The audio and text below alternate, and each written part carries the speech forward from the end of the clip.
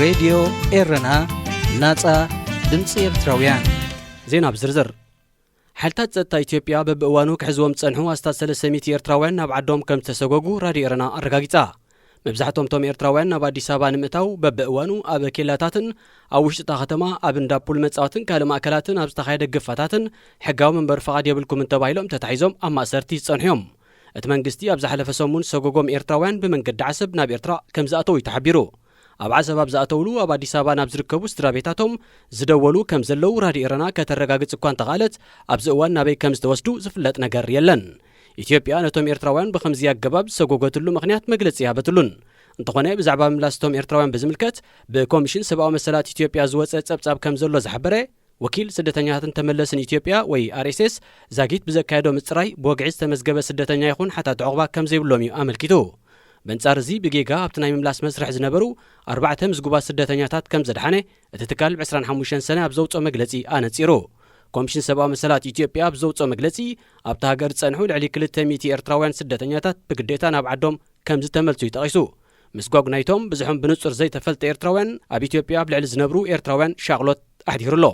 መንግስቲ ኢትዮጵያ ኩሎምቶም ኣብቲ ሃገር ዝነብሩ ኤርትራውያን ክምዝገቡ ዝሓለፈ ዓመት ጻውዒት ኣቕሪቡ ምንባሩ ይዝከር ድሕርቲ ኣብ መንጎ መንግስታት ኤርትራን ኢትዮጵያን ናብ 2018 ዝተበጽሐ ሰማዕት ሒዙ ብሕጋውን ዘይሕጋውን መንገዲ ናብ አዲስ አበባ ዝኣተው ኣሽሓት ኤርትራውያን ኣብታ ከተማ ይነብሩ ምህላዎም ይፍለጥ ኩናት ሰሜን ኢትዮጵያ ብስምዕ ደው ምስ በለውን እንተኾነ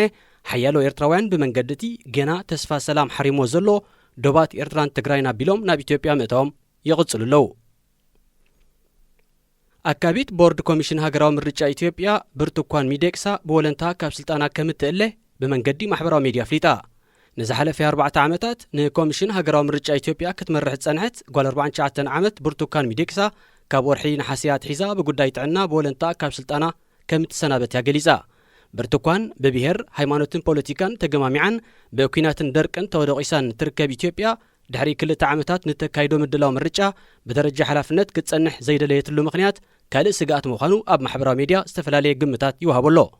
ከም ፖለቲካዊ ሰልፊ በኮሚሽን ሃገራዊ ምርጫ ኣፍልጦ ተነፊግዎ ዝርከብ ነዝሓለፈ 30 ዓመታት ንትግራይ ዝመርሐ ህወሓት ብዛዕባቲ ፖለቲካዊ ውሳነ ዝበሎ ጉዳይ ምስ መንግስቲ ዝዘራረብ ኣብ ዘለውሉ እዋንያ ኣካቢት ቦርድ ምርጫ ስልጣና ክትሓድግ ምዃና ትገልጽ ዘላ ምስ መንግስቲ ኢትዮጵያ ን2 ዓመታት ኣብ ኩናት ዝገጠመን በቲ መንግስቲ ሽበራዊ ዝብል ስያሜ ተዋሂብዎ ዝነበረን ህወሓት ከም ፖለቲካዊ ሰልፊ ኣፍልጦ ይወሃበዶ ኣይፋል ሓደ ካብ ፖለቲካ ብድሆታት ሃገር ኮይኑ ይርከብ እዚ ዛዕባ እዚ ድማ ኣብ መንጎ መንግስቲ ኢትዮጵያን በብርቱካን ሚደቅሳ ዝምራሕ ኮሚሽን ሃገራዊ ምርጫን ከም ዘይቃደወ ይጥቀስ